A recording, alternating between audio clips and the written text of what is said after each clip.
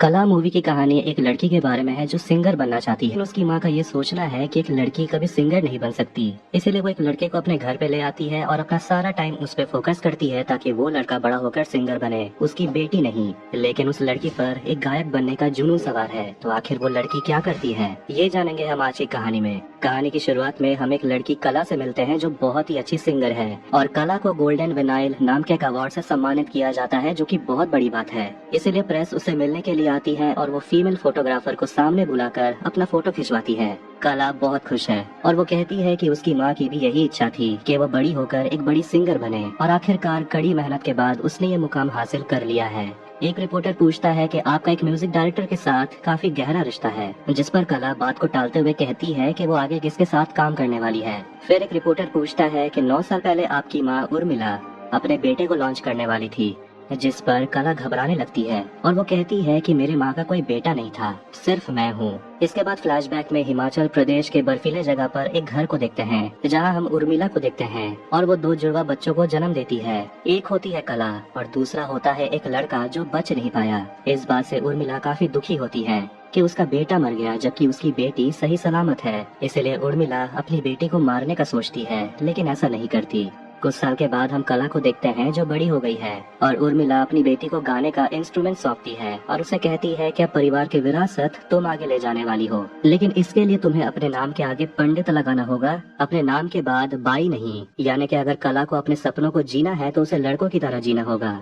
Present में कला सुबह उठती है और अखबार में उसका प्राइम मिनिस्टर के साथ एक फोटो भी छपा है। कला को खुश होना चाहिए, लेकिन वो दुखी है क्योंकि उसकी माँ अभी तक उसे फोन नहीं की। कला फोन उठाकर नाटक करती है कि वो अपनी माँ से बात कर रही है, बस अपने दिल को शांत रखने के लिए। कला एक फोटोशूट करती है, लेकिन उसके बाद वो एक लड़के को हलुसिनेट करती है जिसका नाम जगन है, जो कला से कहता है कि तुमने जो कुछ भी पाया है वो मेरा है। इस सब से कला बहुत डर जाती है और डॉक्टर बैनर्जी के चेक करने पर कला बताती है कि मुझे फिजिकली कुछ नहीं हुआ है। वो अंदर से महसूस करती है और उसे ऐसा लगता है कि उसके साथ कुछ होने वाला है। डॉक्टर जी को लगता है कि कला बस थक गई है। इतना फेम पाने के बाद लोग थोड़ा घबरा ही जाते हैं, लेकिन कला कहती है कि आप मुझे बस नींद की गोली दे दीजिए। लेकिन डॉक्टर बैनर्जी उसे कहते हैं कि आप उसके बिना ही सोने की कोशिश कीजिए। फ्लैशबैक में उर्मिला कला को ठीक से ना गाते हुए देखकर उसे डांटती है कि तुम उस्तादों के साथ गाना गाने वाली हो, लेकिन तुम गाने के बेसिक्स को भी समझ नहीं पाई हो। और वो अपनी बेटी को सजा देने के लिए वो उसे दिन भर रात भर के लिए बाहर ठंड में छोड़ देती है।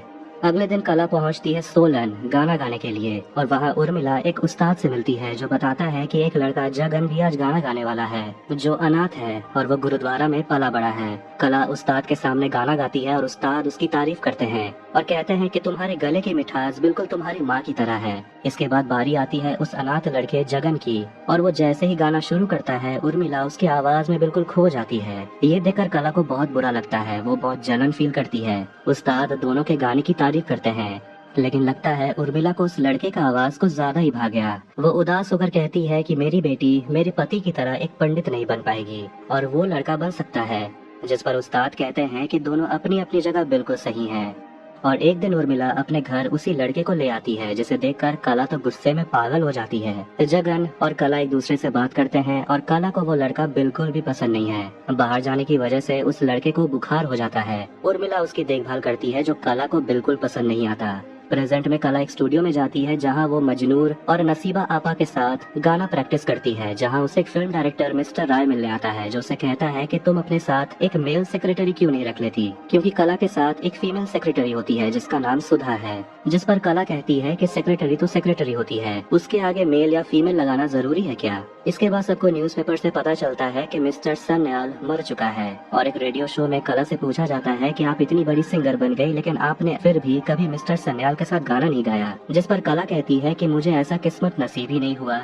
फ्लैशबैक में हम कला को उसकी माँ के साथ और जगत के साथ देखते हैं और उनके साथ मिस्टर सन्याल भी होते हैं और कला देख रही है कि कैसे उसकी माँ उसे दूर चली जा रही है और उसे तो अपनी बेटी की टैलेंट की कोई कदर ही नहीं है। इस बात से कला बहुत गुस्से में रहती है और वो जगन को दूध देती है पीने के लिए, और वो जगन के कहने पर भी उसके साथ गाने की प्रैक्टिस नहीं करती। कला अपनी माँ को देखती है मिस्टर सन्याल के साथ रोमांटिक होते हुए और वो जगन के साथ बात करते हुए सोचती है कि आखिर उसकी माँ मिस्टर सन्याल के साथ ऐसी हरकत क्यों कर रही है। जिस पर जगन कहता है मेरे लिए, क्योंकि उर्मिला चाहती है कि जगन मिस्टर सन्याल के साथ काम करे। जिस पर कला कहती है कि मैं भी सिंगर बनना चाहती हूँ, मैं भी गाने के दम पर कुछ बनना चाहती हूँ और मैं अपनी माँ के लिए एक अवार्ड जीतना चाहती हूँ। अब अगले दिन कला से मिलने के लिए रानी मंदिरा और उसका बेटा देवेंद्र आता है जो एयरफोर्स में है। उर्मिला अपनी बेटी की शादी देवेंद्र से करवाना चाहती है ताकि वो आराम से जगन पर फोकस कर पाए, ताकि आगे चलकर जगन एक बहुत बड़ा सिंगर बन पाए उसके पति की तरह। कला ये सबसे बिल्कुल हैरान हो जाती है कि उसकी माँ उसके साथ ऐसे कर सकती है। कला अपनी माँ से बात करती है और उसे समझाने की कोशिश करती है कि वो भी सिंगर बनना चाहती है और वो अपनी माँ के साथ रहना चाहती है, लेकिन उसकी माँ उसे कहती है कि बेटी को घर छोड़ना पड़ता है जबकि बेटा अपनी माँ के साथ रह सकता है। लेकिन कला अपने सपने को पूरा करने के लिए कुछ भी करने को तैयार है और वो कहती है तो मैं जगन से शादी करने के लिए तैयार हूँ ताकि उसे अपनी माँ को छोड़कर जाना न पड़े। उर्मिला शॉक्ड हो जाती है और कहती है जगन तुम्हारा भाई है, तुम अपनी भाई के साथ शादी करने के बारे में सोच भी कैसे सकती हो। उनके घर में एक पार्टी होता है जिसमें जगन गाना गाने वाला है, इसलिए उर्मिला अपनी बेटी से कहती है कि जाओ जगन के लिए गर्म दूध लेकर जाओ। कला दूध लेकर आ रही होती है और उसे मिस्टर सन्याल मिलता है। कला उसे कहती है कि मैं भी गाना गाना चाहती हूँ और वो मिस्टर सन्याल को रिझाने तक की कोशिश करती है अपनी माँ की तरह। वो सन्याल से कहती है कि जगन तुम्हें एक दिन रिप्लेस कर देगा, लोग तुम्हें भूल जाएंगे। जिस पर सन्याल कहता है कि ऐसा ही तो होता है, मैंने किसी को रिप्लेस किया था और जगन मुझे रिप्लेस करेगा, लेकिन संगीत ये चलता रहेगा। जगन का परफॉर्मेंस स्टार्ट होता है लेकिन अचानक गाना गाने के बीच में ही वो जोर जोर से खांसने लगता है और उर्मिला देखती है कि उसे तेज बुखार भी है और वो उसे अंदर लेकर चली जाती है। लेकिन सन्याल कहता है कि अब गेस्ट का करना क्या है, जिस पर उर्मिला कहती है उन्हें वापस भेज दो, मुझे फर्क नहीं पड़ता। तभी दोनों एक आवाज सुनते हैं जो कला के गाना गाने की आवाज है, जिसे सुनकर गेस्ट काफी खुश होते हैं। दिन पर दिन जगन की हालत खराब होते जाती है और वो गाना गाने लायक भी नहीं रहा और इस हालत के लिए कला को पछतावा भी नहीं है। कुछ दिन के बाद उस गेस्ट में से एक सुमंत कुमार जो एक म्यूजिक डायरेक्टर भी है, वो जगन से मिलने के लिए आता है और वो कहता है कि एक न एक दिन तुम्हारी आवाज जरूर वापस आ जाएगी और तुम अपना पहला गाना मेरे लिए गाना। लेकिन पता नहीं क्यों कला बीच में कहती है कि आपको आज रात हमारे यहाँ रुक जाना चाहिए क्योंकि वैसे भी बाहर का मौसम बहुत खराब है और उर्मिला भी ना चाहते हुए सुमंत को रुकने के लिए बोलती है। अब आधी रात में कला उस आदमी को रिझाने की कोशिश करती है बिल्कुल अपनी माँ की तरह, लेकिन वो बुरी तरह घबराई हुई है। रात में कला जगन से मिलती है और वो कला से रोते हुए कहता है कि ऐसा लगता है कि उसके अंदर कुछ टूट सा गया है और वो पता नहीं क्यों कला से कहता है कि कल तक सब कुछ ठीक हो जाएगा। अब अगले दिन जब सुमंत कुमार जाने वाला होता है तो वो उर्मिला से कहता है कि आपकी बेटी की आवाज बिल्कुल कोयल जैसी है। उर्मिला सब कुछ समझ रही है कि आखिर कला कर क्या रही है और उस आदमी के जाने के बाद वो अपनी बेटी से कहती है कि तुम सच में कोयल ही हो क्योंकि तुम दूसरों का घोंसला हड़प लेती हो। कला जगन के रूम में जाती है लेकिन देखती है वो अपने कमरे में नहीं है। वो भागते हुए बाहर आती है जहाँ वो जगन को देखती है जो अब नहीं रहा। ये देखकर उर्मिला भी बिल्कुल टूट जाती है। प्रेजेंट में सुमंत कुमार कला से मिलने के लिए आता है और उसके सेक्रेटरी सुधा से मिलता है और वो बस उर्मिला के साथ एक गाना करना चाहता है किसी तरह, अगर कला के पास डेट्स हो तब, क्योंकि कला अब बहुत बड़ी सिंगर जो बन चुकी है। सुधा कला को बाथरूम में ढूंढती है लेकिन कला अभी अपने होश में तो है ही नहीं और इसीलिए म्यूजिक डायरेक्टर वहाँ से चला जाता है। अब इतने सालों के बाद कला अपनी माँ से बात करती है और कहती है कि मेरे साथ कुछ गलत हो रहा है, लेकिन उर्मिला बिना कोई परवाह करते हुए फोन काट देती है। वो अपनी बेटी की बात सुनती भी नहीं। कला को लिफ्ट में सुमंत मिलता है जो गुस्से में कहता है कि कला उसके साथ ऐसे कैसे कर सकती है क्योंकि कला आज जो भी है वो सिर्फ उसके वजह से है। वो तो जगन को चांस देने के लिए घर आया था और अगर जगन ने अपनी आवाज नहीं खोई होती तो आज कला की जगह जगन होता।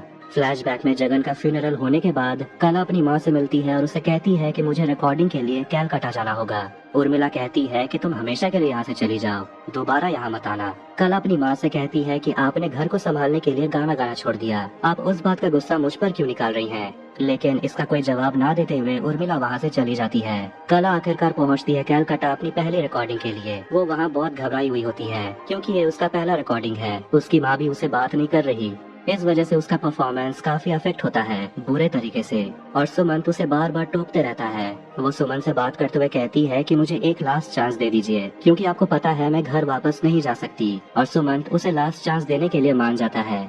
कला याद करती है उस दिन को जब वो जगन से कही थी कि वो अपनी माँ के लिए अवार्ड जीत कर आएगी।